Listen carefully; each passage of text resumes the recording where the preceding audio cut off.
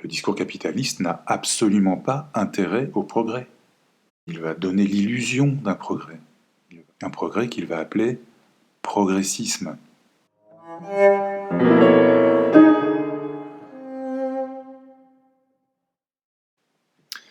S'il fallait parler du discours capitaliste, ce dont je ne suis pas sûr, s'il fallait en parler, je commencerais par dire que le discours capitaliste, la structure discours capitaliste, ne doit pas être confondu avec le régime politique et économique du capitalisme, ni avec les capitalistes, ni même par conséquent avec les anticapitalistes qui sont eux-mêmes un effet de cette structure. Capitalistes et anticapitalistes sont les effets de la structure discours capitaliste telle que Lacan la met au jour à la suite de son élaboration de la matrice des quatre discours. Mais de la même façon, le capitalisme, en tant que système politique et économique, n'est qu'une conséquence de la structure que Lacan a appelée discours capitaliste. C'est une première chose importante, je crois, parce que on se laisse capter par le miroitement tantôt scandaleux, tantôt séduisant du système économique et politique qui nous distrait en fait du réel de la structure lui-même et du réel de la structure elle-même. Dans le même ordre d'idées, je dirais aussi qu'on a l'habitude de dire que le discours capitaliste, cette structure, procède de la dissolution du lien social. Ce qui est tout à fait certain. Mais cette dissolution du lien social est elle-même une conséquence de la structure discursive discours capitaliste qui, elle, procède de la dissolution de la relation, de la relation au plan structurel, au plan logique. Cette absence de relation, elle fait suite au caractère sans impossible de la structure capitaliste. C'est une structure du tout possible. Du tout possible et surtout de la possible pleine jouissance. C'est-à-dire qu'il n'y a pas d'impossible et il y a une possibilité de retrouvailles avec de l'être, avec la jouissance pleine et entière que chacun d'entre nous n'a jamais connue, mais que le discours capitaliste va néanmoins promettre.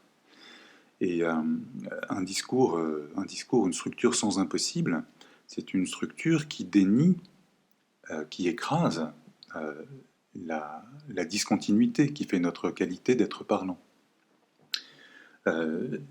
Entre deux signifiants, entre deux qualités sensibles, il y a un intervalle impossible à franchir, c'est-à-dire impossible à recouvrir par du signifiant ou à prendre en charge par du signifiant d'une certaine manière. Ces deux qualités sensibles n'existent que par leur différence l'une de l'autre. Et c'est parce qu'il y a à l'endroit de cette différence un impossible à dire qu'il y a une nécessité de relation. La relation apparaît comme une nécessité à l'endroit d'un impossible. Et sans relation, les signifiants n'auraient pas la possibilité de s'orienter les uns par rapport aux autres, s'orienter c'est-à-dire faire sens, et nous n'aurions pas la possibilité de vivre ce monde qui serait intolérable d'intensité sensitive.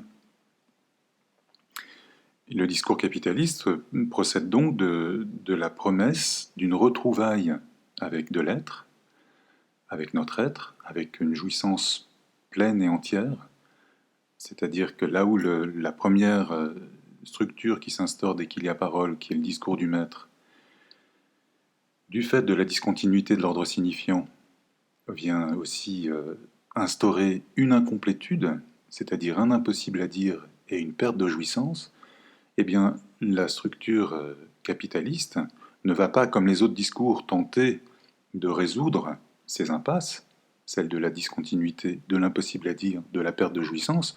Non, elle va venir se superposer à la structure discours du maître pour tenter de faire consister un monde sans impossible, sans perte de jouissance, sans discontinuité. Un monde donc de complétude, un monde du tout possible, et un monde du tout jouissant. Ce qui apparaît très clairement sur le mathème du discours capitaliste que Lacan a formulé, c'est que le sujet qui ne veut pas être un sujet, en fait, hein, il ne veut pas être divisé entre un semblant qui ne fait que le représenter et une jouissance dont il ne peut rien dire. Le sujet n'est pas le sujet du signifiant, il va soumettre le signifiant. Donc c'est une chose que le mathème du discours capitaliste rend assez apparente avec le sujet en position de surplomb qui va commander au lieu de la vérité. Et moi, la vérité, je parle, il va donc commander au langage lui-même à des fins d'adhérence, à des fins de non-discontinuité. Mais il y a un autre projet dans le discours capitaliste qui est celui de la maîtrise, du contrôle de la technologie, de l'instrumentalisation de la technologie, c'est-à-dire de l'instrumentalisation du discours de la science qui va devenir le discours scientifique. Le discours de la science, c'est l'apanage de la structure hystérique, puisque en interrogeant ce qu'il en est de nos représentations, le sujet hystérique va faire apparaître, plutôt accueillir d'une certaine manière, de nouvelles associations signifiantes qui vont faire consister un savoir qui va être quelque chose de l'ordre d'une surprise, une nouveauté, un savoir qui n'était pas attendu et qui va venir ébranler les savoirs déjà présents, déjà constitués. Là, on est dans le cas d'un scientifique ou d'un philosophe ou d'un chercheur qui mérite ce nom. Le discours scientifique, lui, il est du côté du discours universitaire, dans son ambition de recouvrir le monde de connaissances, c'est-à-dire de venir tout dire du réel. Donc c'est un savoir qui prétend à l'objectivité, et c'est un savoir sans histoire, c'est aussi un savoir sans sujet. C'est donc un savoir sans relation, puisque le sujet, c'est ce qui vient précisément à l'endroit de la relation. Eh bien, l'instrumentalisation de la technologie pour le discours capitaliste passe par l'instrumentalisation de la science, c'est-à-dire par le fait de se faire complice du discours scientifique, ou de s'allier le discours scientifique dans une forme de complicité intéressée. Pourquoi ? Parce que la technologie, c'est très très pratique pour se passer de relations. Et on va passer d'un registre de la qualité, c'est-à-dire que deux signifiants sont deux qualités sensibles qui vont relationner du coup l'une avec l'autre au travers de notre corps, qui est lui-même matérialité sensible.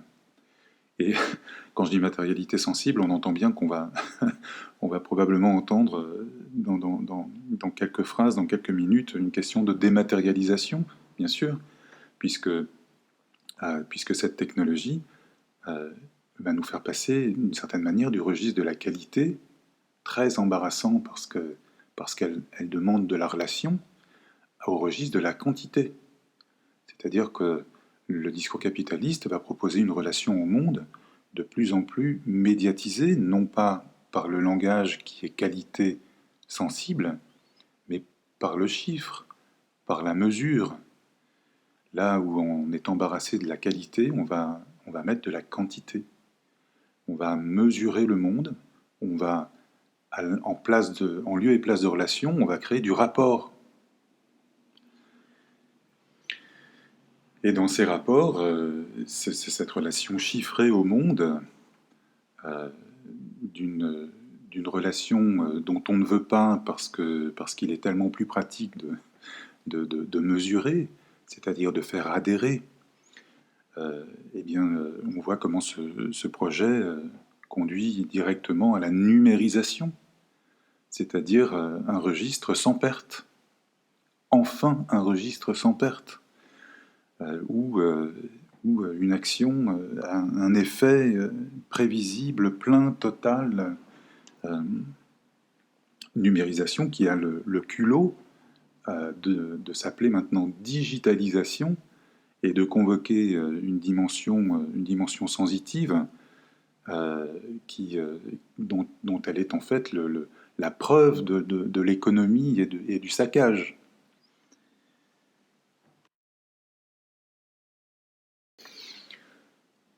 Donc cette question de technologie est intéressante parce elle permet d'illustrer, d'une certaine manière, d'illustrer combien la structure capitaliste vise un monde en deux dimensions, un monde d'adhérence, un monde dans lequel les mots et les choses vont à nouveau se correspondre, puisque dès qu'il y a parole, nous perdons non seulement l'accès à notre être, mais aussi l'accès au monde. Nous n'avons plus de relation au monde que médiatisée. Selon la formulation d'Hegel, le mot, c'est le meurtre de la chose. Ce qui est une autre façon de dire que les mots ne font que nous représenter. Nous ne sommes pas les mots qui ne font que nous représenter. Eh bien, le discours capitaliste, lui, promet la retrouvaille avec la correspondance des mots et des choses.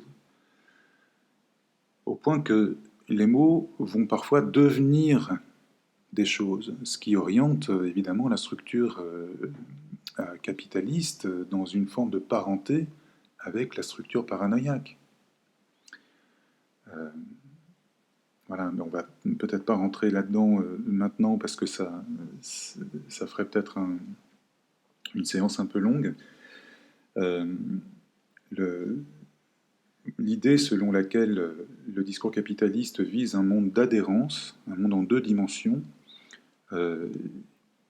prenant appui sur la technologie, n'est pas une idée qui date d'hier. Lacan la modélise, disons, dans les années 60, mais la structure du discours capitaliste qui aura produit le régime politique et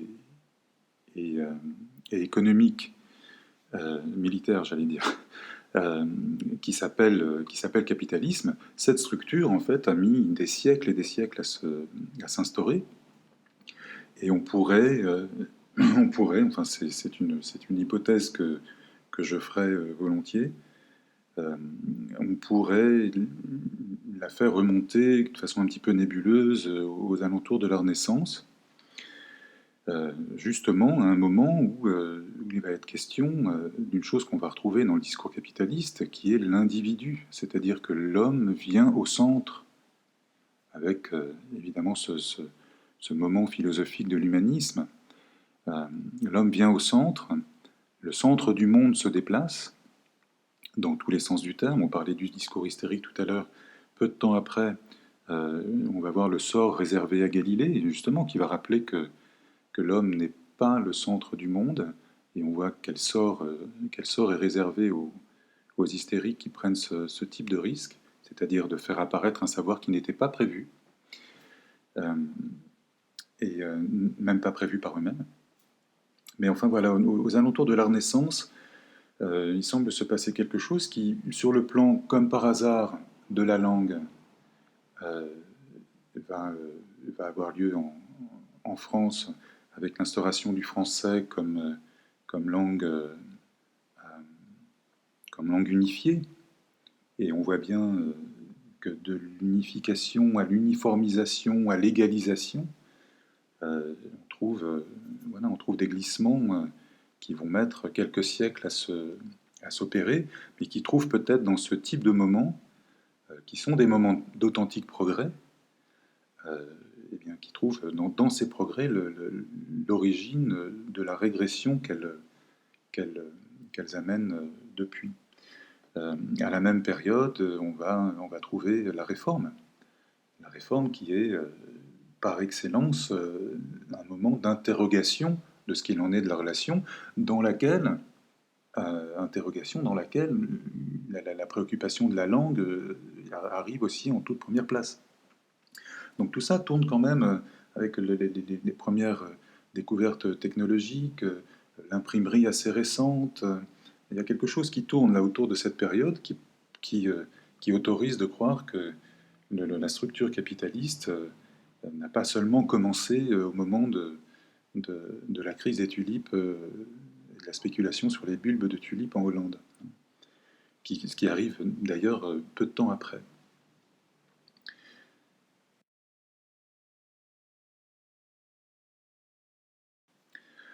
Alors cette question du monde en deux dimensions, cette ambition d'un monde en deux dimensions qui est celui de la structure capitaliste, euh, va, va vraiment complaire au projet de l'individu qui ne veut pas être divisé, qui ne veut pas être un sujet divisé, qui veut au contraire être du côté d'un moi plein et en pleine expansion.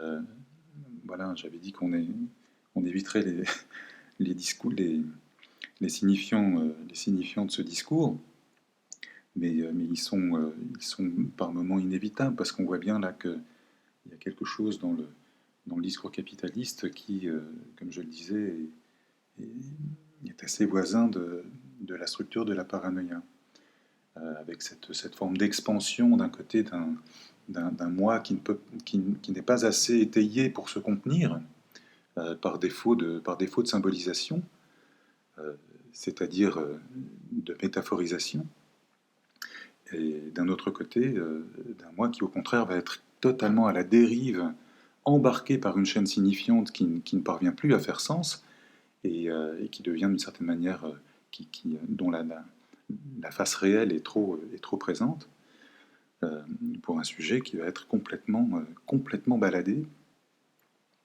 euh, dans cette structure. Et pour nourrir cette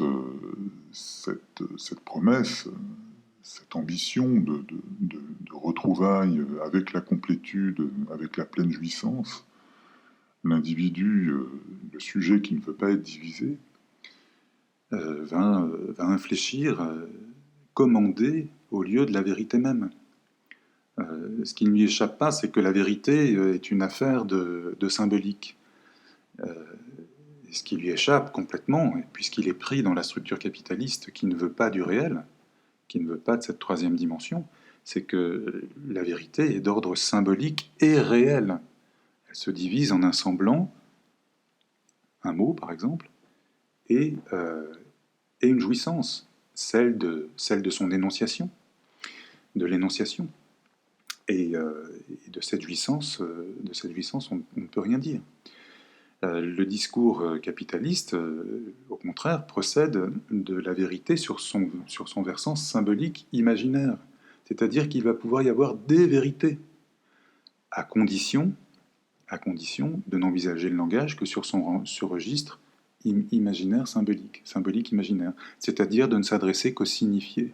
Et alors là, tout va bien, puisque les mots correspondent à nouveau aux choses. Il n'y a plus de discontinuité.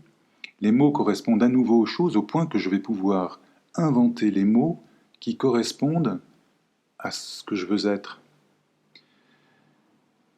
Et ce faisant, je vais pouvoir nommer l'identité que je prétends être la mienne. L'identité qui va me donner de l'être. Euh, et là, il y a un nouveau petit paradoxe, mais le discours capitaliste est un discours du détournement et de la dissimulation. Donc, il ne rend pas apparent ces paradoxes. Les paradoxes sont une manifestation de la discontinuité, une manifestation du réel. Hein. Et la structure a beau être une structure de promesses, de retrouvailles avec la complétude, la structure reste réelle quand même. Et là, donc, on a un paradoxe, c'est que l'identité, c'est ce que ne voit pas l'individu qui est pris dans le discours capitaliste. L'identité est un excellent moyen de faire de l'identique. De faire de l'identique. Et l'identique, c'est du pain béni pour le discours capitaliste, puisque l'identique, c'est un excellent moyen de contrôle. Et qu'est-ce qu'on va contrôler d'ailleurs? On va contrôler de l'identité. On va procéder à un contrôle d'identité. Ça me fait penser que Zweig avait remarqué que la question des passeports, l'apparition des passeports, est un truc très récent dans l'histoire de nos sociétés et qui est contemporain probablement d'un moment où l'identité est aussi un moyen de contrôle. Donc on va proposer de l'identité, de l'identique, de l'être.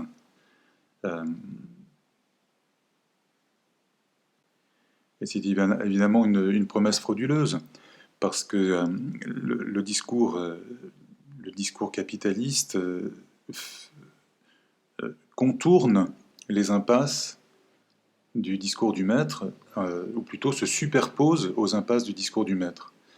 Mais le discours du maître continue d'être opérant, puisque nous continuons d'être, nous tous qui sommes pris dans le discours capitaliste, nous continuons d'être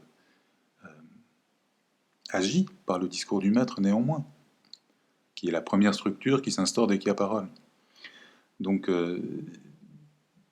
nous continuons d'être régis par les lois du logos, qui sont les lois du signifiant, et qui sont des lois extrêmement puissantes, beaucoup plus puissantes que les lois du signifié qui régissent le monde selon le discours capitaliste, le monde en 2 dimensions. Donc, quand ces lois, ces 2 types de lois viennent un tout petit peu trop en friction l'une avec l'autre, eh bien, on rencontre une situation que le discours capitaliste apprécie beaucoup, qui est une situation de crise. Il l'apprécie beaucoup parce que la crise est un moyen de régénération, de rafraîchissement pour le discours capitaliste, de rafraîchissement notamment de ses procédés langagiers.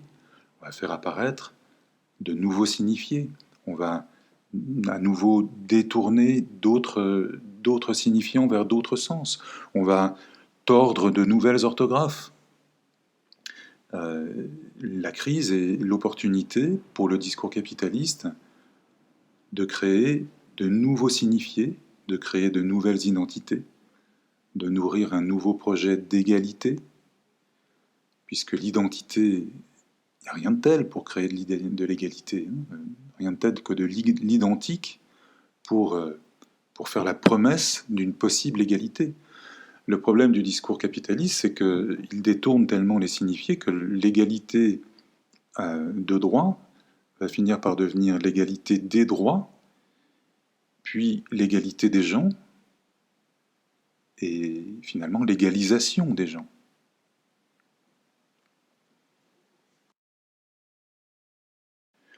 Une autre illustration de ce monde en 2 dimensions, le monde selon la structure capitaliste, ce sont les fausses oppositions.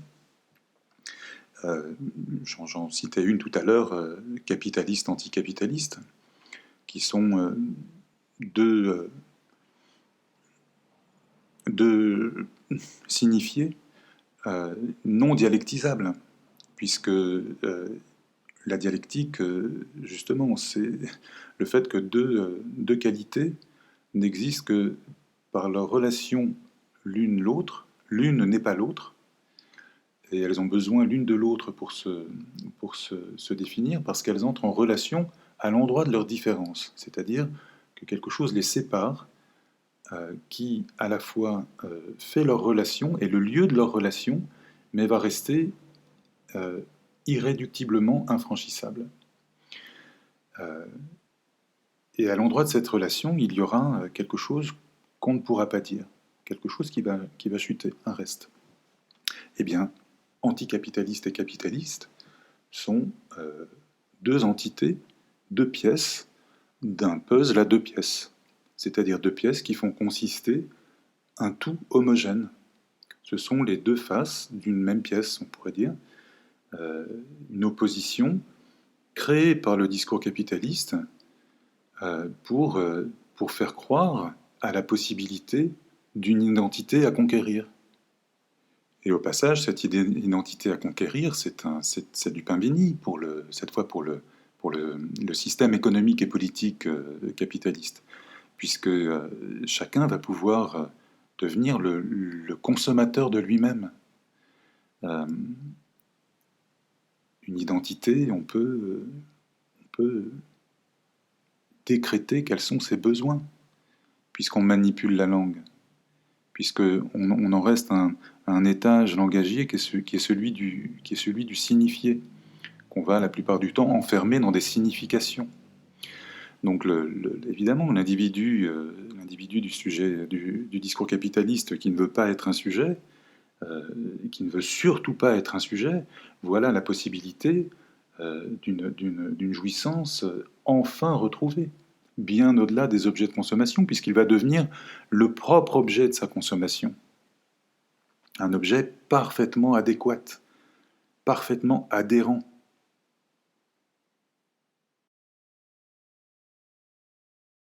Opposer hommes et femmes, les mettre en concurrence, en opposition, en rivalité, donc faire adhérer, comme on le disait, c'est aussi rendre les femmes accessibles aux hommes et les hommes accessibles aux femmes.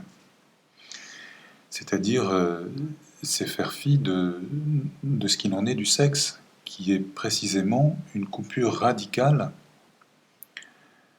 qui est la coupure opérée par le registre signifiant lui-même. On retrouve notre discontinuité, et qui fait que le sexe, c'est-à-dire ce qui résulte de la section, de cette discontinuité, eh bien le sexe, c'est toujours l'autre sexe, d'une part, et que l'autre sexe est toujours inaccessible, puisqu'il est distant, de cette séparation. Il est de l'autre côté d'un infranchissable, le lieu de la différence, en l'occurrence le lieu de la différence sexuelle. Et la différence sexuelle, c'est de toutes les différences celle qui fait le plus horreur au discours capitaliste. Et cette horreur de la différence sexuelle dans la structure capitaliste soutient ce qui est fait des relations sexuelles. C'est-à-dire qu'il y a relations sexuelles justement là où il y a un impossible à dire la différence, à la symboliser. C'est une différence qui ne peut être que jouie, qui ne peut faire l'objet que d'une relation sexuelle. Il y a relation là où il ne peut pas y avoir rapport. Adhérence.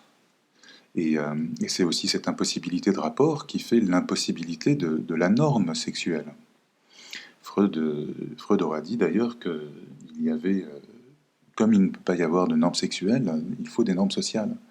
Il y a des normes sociales faute de possibilité de normes sexuelles. Et la norme sociale va passer par la loi, c'est-à-dire la petite loi, par opposition à la loi primordiale qui est la loi du signifiant, la loi du langage, qui va avoir pour conséquence la loi d'interdiction de l'inceste, qui est elle-même une loi langagière, puisqu'il n'y a de sexe que par le langage, que par la coupure du signifiant.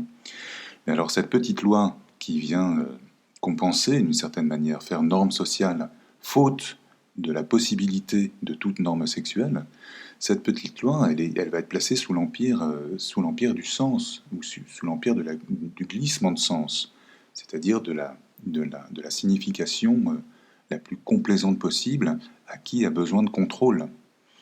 Et c'est pour ça qu'on va passer de l'égalité, qu'on voit bien en ce moment, là, qu'on passe de l'égalité de droit à l'égalité des droits, de l'égalité des droits à l'égalité des gens, ce qui commence à être très problématique.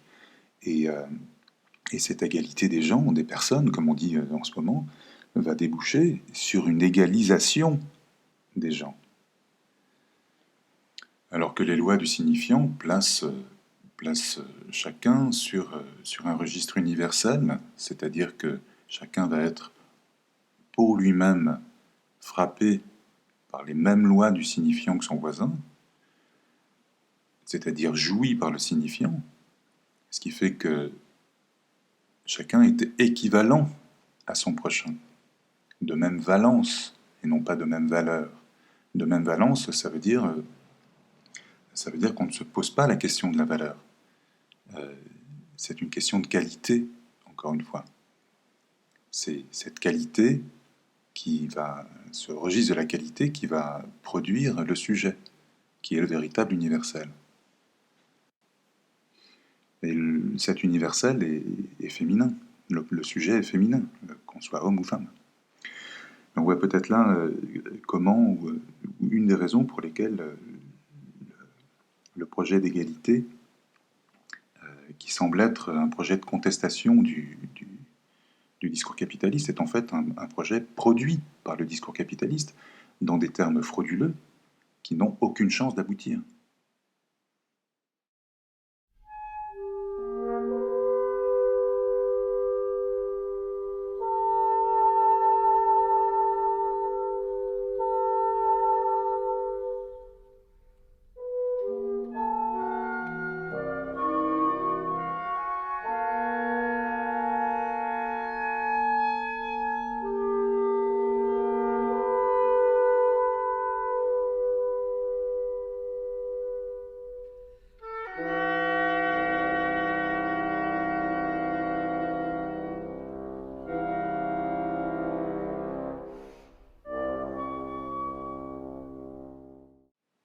On parle de langage, mais le langage, c'est de la matérialité sensible qui va me traverser le corps.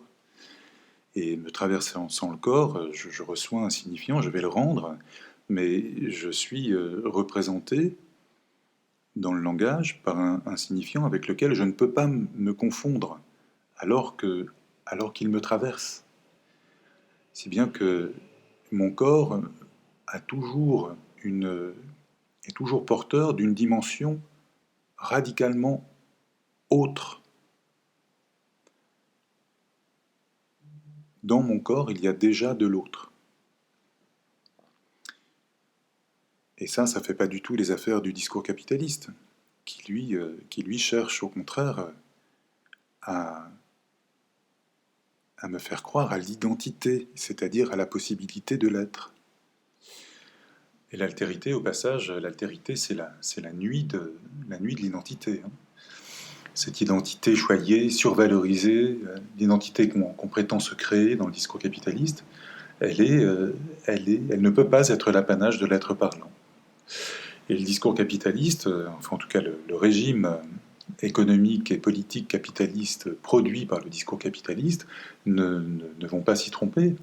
Ils vont, pour soutenir, maintenir la promesse d'une possible identité qui nous permettrait de récupérer la pleine jouissance de notre être, eh bien ils vont éroder et la dimension de la parole et ce qui lui est consubstantiel, la dimension du corps. Et c'est d'ailleurs une chose qu'on va très bien voir s'illustrer dans cette variation du transhumanisme qu'est le transgenrisme, comme on l'appelle maintenant, qui n'est justement plus un transsexualisme, puisque la dimension du sexe, qui engage justement au premier chef celle de l'altérité et celle du corps, eh bien le transsexualisme a fait place au transgenrisme, c'est-à-dire là où le signifiant vient faire coupure, vient faire section et vient représenter un sujet dans l'ordre du langage, le transgenrisme, lui, vient faire du sexe une simple question grammaticale, c'est-à-dire imaginaire. Le signifiant représente un sujet, la grammaire oriente du côté du signifié de façon nécessaire, mais qui ne peut pas se confondre avec le signifiant qui lui représente un sujet. Donc cette question du glissement assez peu discret, à vrai dire, entre le genre et le sexe, est exactement l'illustration de ce que le discours capitaliste vient substituer au réel une dimension imaginaire qui va satisfaire, qui va complaire à l'individu qui y est engagé.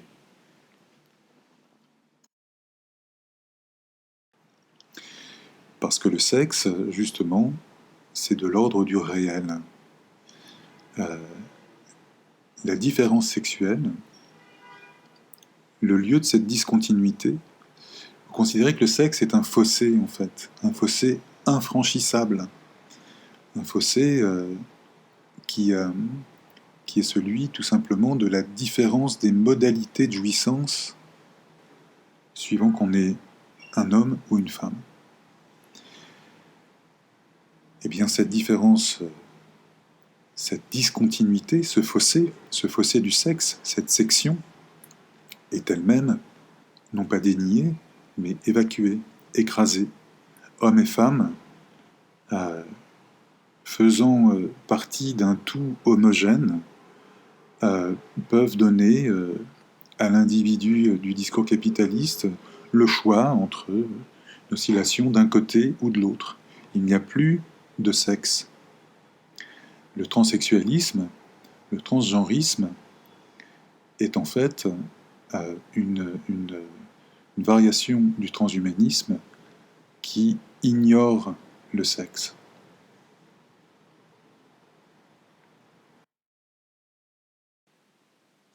Donc le monde, selon le discours capitaliste, c'est un monde en deux dimensions, un monde aplati et sans réel, un monde qui rend la relation superflue, un monde dans lequel les choses se correspondent, tout adhère. Et c'est par conséquent un monde de la négation de la différence. Et cette négation de la différence, elle va se dissimuler, bien sûr, elle va se dissimuler derrière des projets vertueux. Par exemple, le projet d'égalité, l'égalité qui va glisser vers l'égalisation. Et on peut profiter au passage d'une équivoque en écrivant tout ça comme on voudra. Un monde sans différence, sans relation, sans altérité, le monde de l'identité, c'est aussi un monde dans lequel rien ne bouge. C'est un monde statique. On voit bien que dans un monde en deux dimensions, il n'y a pas de progrès possible. Je veux dire, il n'y a pas de progrès, puisque le progrès est précisément ce qui va nous approcher de l'endroit du réel, du lieu du réel. Ça veut dire que le progrès suppose qu'on reconnaisse que le réel est un impossible à dire, et qu'on va pouvoir le cerner, le situer, sans jamais vraiment le saisir, mais pouvoir s'en approcher de façon toujours plus fine. On voit bien que ce projet-là n'intéresse pas du tout le discours capitaliste. Le discours capitaliste n'a pas du tout intérêt à reconnaître l'existence de ce lieu tiers qui est le lieu du réel. Le discours capitaliste n'a absolument pas intérêt au progrès. Donc il va donner l'illusion d'un progrès. Il va confondre le monde en trois dimensions en l'aplatissant à deux dimensions. Et il va donner l'illusion d'un progrès linéaire, un progrès dont on va pouvoir tracer la courbe, un progrès qu'il va appeler progressisme. Le progressisme est donc une forme de progrès en deux dimensions, d'illusion de progrès, qu'on va pouvoir écrire, dont on va pouvoir rendre compte, qu'on va pouvoir traduire sous forme de rapport, dont on va pouvoir suivre la progression chronologique, là où le progrès, lui, est d'ordre logique. Si bien que le progressisme apparaît comme une parure produite par le discours capitaliste pour dissimuler sa propre incapacité structurelle, logique, à produire du progrès en trois dimensions. Si bien que le progressisme est non seulement une production du discours capitaliste pour faire office de progrès, mais va aussi devenir le moyen du discours capitaliste, le moyen de sa prospérité, le moyen de son développement, qui sera un développement en deux dimensions, c'est-à-dire un aplatissement. Et un aplatissement qui fera appel à toujours plus de progrès en deux dimensions. Alors, le progressisme est un moyen de prospérité du discours capitaliste, de prospérité, de renouvellement, de développement, de régénération. Mais ça n'est pas le seul, puisque le discours capitaliste qui tourne sur lui-même, hein, dans lequel tout est possible, tournant sur lui-même, eh bien, ne cesse de produire les moyens de son propre fonctionnement, donc les moyens de sa propre régénération, jusqu'à épuisement. Épuisement de quoi? Eh bien, épuisement, comme le disait Lacan, de son carburant. C'est-à-dire que c'est un discours qui va produire le système économique et politique du capitalisme et qui ne s'arrêtera que faute de carburant, c'est-à-dire quand il aura tout consommé et tout consumé.